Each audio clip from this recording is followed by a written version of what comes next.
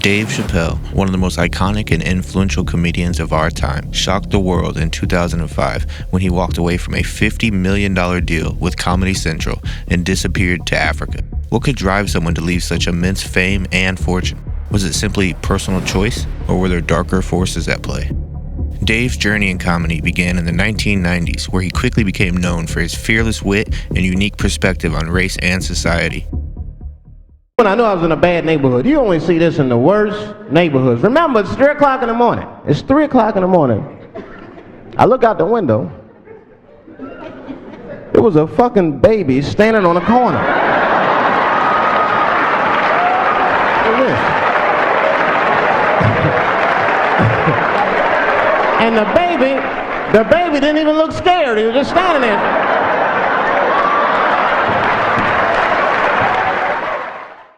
By the early 2000s, his talent landed him The Chappelles Show on Comedy Central, a sketch series that resonated with millions and pushed the boundaries of television comedy. The show's success was massive. It was hilarious, bold, and at times, extremely controversial. But if I can be real about it, be real, son. Real? Be real, son. Tried to kill my father, man. What? And play that. Say word, he tried to kill your father, son. That nigga tried to kill my father! But its unflinching examination of cultural and racial issues earned Dave a devoted fan base. The Chappelle Show Season 2, Uncensored, became the fastest-selling TV show on DVD. The 3-disc set, released in May of 2005, sold 500,000 copies on day one. By the end of the week, Dave had sold more than 1.2 million units. So how did Dave go from being comedy's golden child to abruptly leaving it all behind? In 2005, in the middle of negotiations for a third season and a massive $50 million contract, Dave stunned everyone by vanishing to South Africa. He left mid-production, and naturally, speculation ran wild. Rumors swirled. Was it mental breakdown, pressure from success, or something far more sinister? For years, there have been rumors about what could have pushed Dave to the brink. Even some celebrities spoke about what could have happened. Most notable is Katt Williams. Even Katt himself spoke about the darker forces at play. Opinion. But Dave Chappelle was decapitated in front of us. And until we deal with that, until we deal with the fact that a devout Muslim who doesn't eat bacon was accused of being a crackhead, until we establish the fact that they said that he went to Africa to smoke cocaine when we know they don't have running water and food over there, when they don't have paved roads over there. You saying he flew past Chicago and Miami and LA and New York and Detroit? You saying he went past Cleveland and Fort Pierce, Florida, and he went past Okeechobee and Oakland? You saying he went to another country where they're not eating? Right. You talking about somebody who has a wife and children, 5 children, and lives on a farm, doesn't live here in Hollywood. You saying you convinced people that person was an insane crackhead, and he hasn't been on movies and TV for 8 years? Is that correct? Wow. Okay, then don't tell me about what you want to tell me about. I just watched you decapitate the king in front of me, and then act like he's supposed to catch up and be a regular comedian like everybody else. But no. He didn't go for that. That's not how it went. He was out there with us for 20 years. They called him Pilot Boy because he had 19 pilots in Hollywood, and everybody passed on him and said his show wasn't worth it. What do you think of Then when he made $500 million, they said even though his contract said he should get half of it, they said he made too much for the contract to be valid, so we'll offer you 10% of what you made. You mean he made $500 million and they offered him 50? Yes. And he said, what do you think my fans are gonna say when they find out you offered me 10% of what I made you? And they said, your fans will believe that you're a crazy crackhead by the time you get home. And my nigga got on the flight in LA, and by the time he got to Ohio, it was so. And 8 years later, he hasn't been in a movie and or television. Is just now trying to do his real comeback at Radio City Music Hall.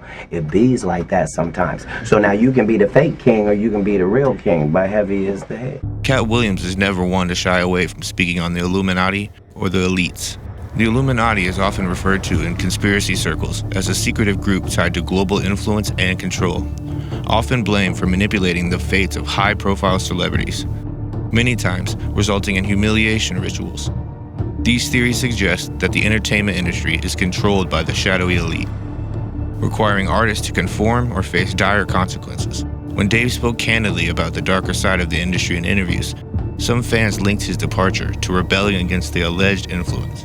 But what does Dave himself have to say about this? I'm a conspiracy theorist to a degree. Like when I connect dots that maybe shouldn't be connected, I don't know. But certain dots, like when I see that they put every black man in the movies in a dress at some point in their career, I'll be connecting them down like, wow, all these brothers gotta wear a dress. This happened to me. I'm doing a movie with Martin. Yeah. The movie's going good. So I walk in the trailer. I'm like, man, this must be the wrong trailer because there's a dress in here. They come in. The writer comes in. I think he's the writer. He's like, Dave, listen, we got this hilarious scene where Martin's sneaking out of jail. So he disguises you as a prostitute. And he put this dress on. And, what? A prostitute? No, I'm not doing that. I don't feel comfortable with that. That should have been in the discussion. What? You don't feel comfortable with it? I mean, it's a hilarious bit. All the greats have done it. So, well, if all the greats have done it, it's kind of hacky, right? You're a writer. So why don't we just not do it? Because I don't feel comfortable wearing a dress. Oh, come on, Dave. Listen, we got it all set up. We're supposed to shoot. Every minute you waste costs this much money. You know, the pressure comes in. He said, I'm not wearing no dress, man. I'm funnier than a dress. Just give me something funny to say. I don't need to wear no dress to be funny. What am I, Milton Berle? You know, we're going like this. And then finally he's like, and he leaves. And then, like, the director comes, Dave, it really would be great if you wear the dress. What is wrong? What is this, Brokeback Mountain in here? So then,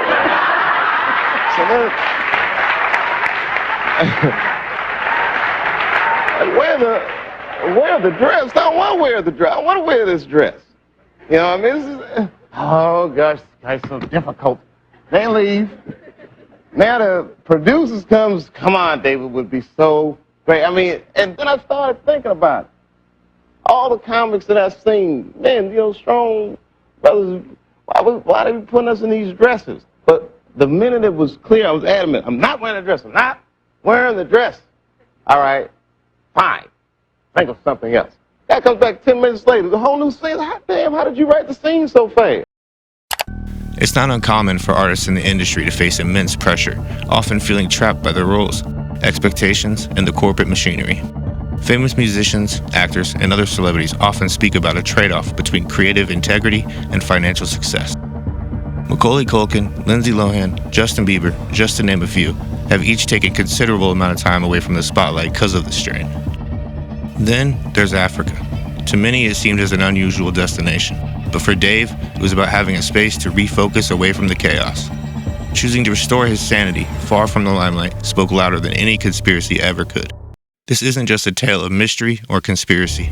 It's a lesson about the courage to prioritize oneself over societal expectations. Dave's disappearance wasn't an admission of any secret forces, but likely his ultimate act of rebellion against an industry spiraling out of control. In retrospect, his choices resonate with anyone who's had to step back to regain their sense of self. Whether you subscribe to conspiracy theories or see it as a personal decision, Dave's journey offers insight into the cost of staying true to oneself in a world that demands compromise. Well, what do you think?